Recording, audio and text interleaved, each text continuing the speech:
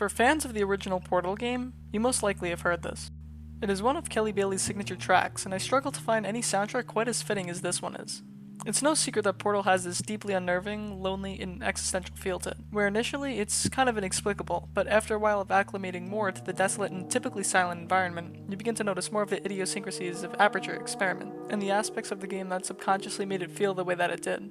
The unoccupied observation chambers, the heavily modernistic and solitary environment. It's the voice of GLaDOS you hear but don't ever see until the climactic end of the game. Was it worth it? Because despite your violent behavior, the only thing you've managed to break so far is my heart.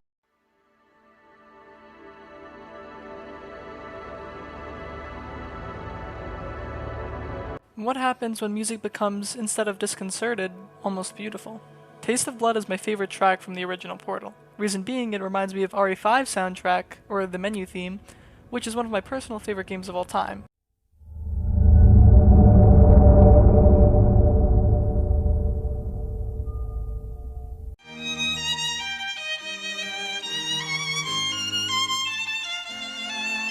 An odd but deliberate music choice. Without context, it doesn't make much sense, but I intentionally made the music not fit in with the style, so bear with me. For ambient soundtracks in games, there are two types, or two Cs. They are either complementarily implemented or environmentally contrasting, but debatably, these two things can fit into one. In one of the most iconic opening scenes in gaming history to this day, from the moment you wake up, contrasting the futuristic or sci-fi initial tone, is the sound of a staticky song playing on the radio next to you.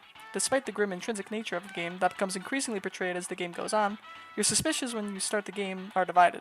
The music makes you feel almost accompanied. It is lively, short, catchy, it's fun to listen to, but it doesn't necessarily fit the place you reside in.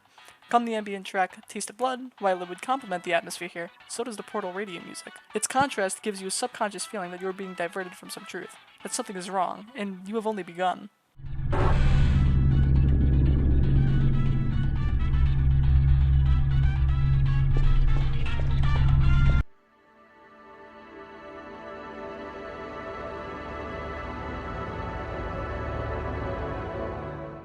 Which soundtrack do you think best captured the atmosphere? Personally, I think the idea behind the radio music makes for a much more memorable scene, whilst the Taste of Blood soundtrack is much more emotionally evocative. But of course the goal of the intro to Portal was memorability and iconicism, but considering they both work their part, I digress.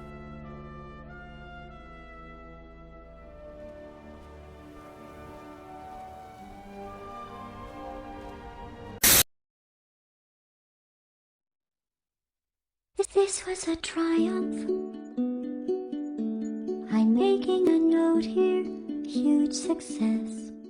Music, or the lack thereof, can completely dictate the tone of a scene, both of which are seen in Portal. Without music, every bit of noise is even more integral to the feel, and it places more emphasis on your surroundings, whereas with it, it takes you to a different place almost transcendentally.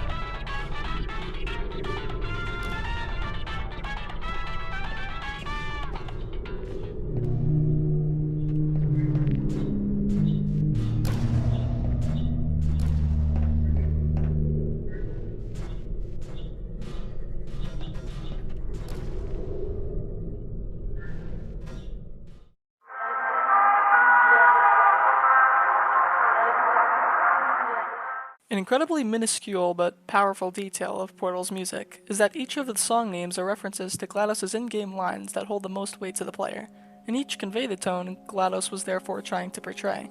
For instance, the song Android Hell, the song also playing in the background this entire time, is a reference to this in-game line.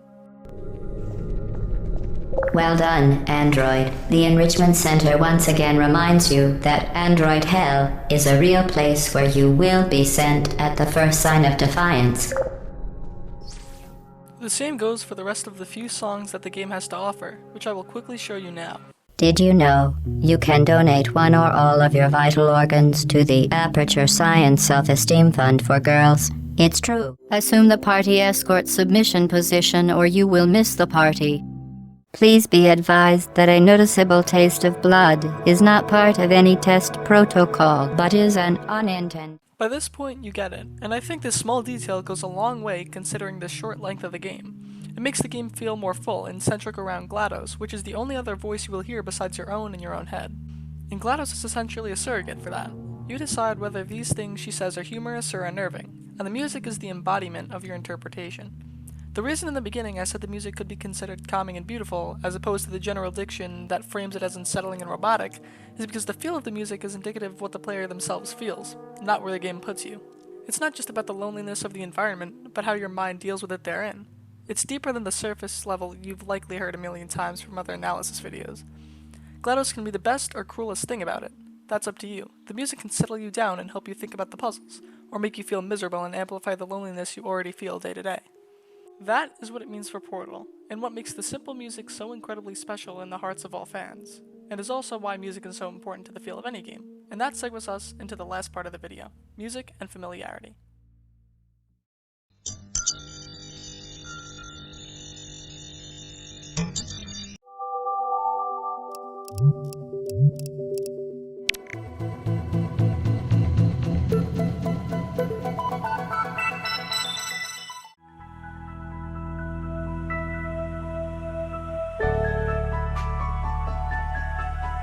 Remember when I said how much Taste of Blood reminded me of RE5's menu theme? That wasn't for no reason. And this familiarity I find in Portal music hopefully will resonate a lot with you. I found all three of these tracks to be very well reminiscent of one another, and despite some of their semblance being a stretch, the effectuality of musical familiarity will happen just the same. When you hear music that you are particularly familiar with, in this case within Portal, it connects your memories and emotions more deeply into the game. You begin to blend your own identity into Shell, the silent and placeholder protagonist that allows the feelings of the player to be replicated in-game, as opposed to a preset set of actions based off of pre-established character traits. So that was the importance of familiarity in Portal's music, and the general role of it in the game as a whole. To recap briefly, the takeaways from this video were the following. Music always has its place, as it, or a lack thereof, can completely alter and dictate the tone of any given scene. 2. Establishing familiarity with the game's music and attaching subconscious personal memories immerses yourself into the character you play, which segues into number 3. A silent protagonist can greatly aid in the effectuality of music, as it pressures you to be the only one feeling all the weight of it. And lastly 4. It is GLaDOS indirectly communicating that you are only a meaningless constituent to our endless game, which is your perpetual torture. I feel sorry for you, really, because you're not even in the right place.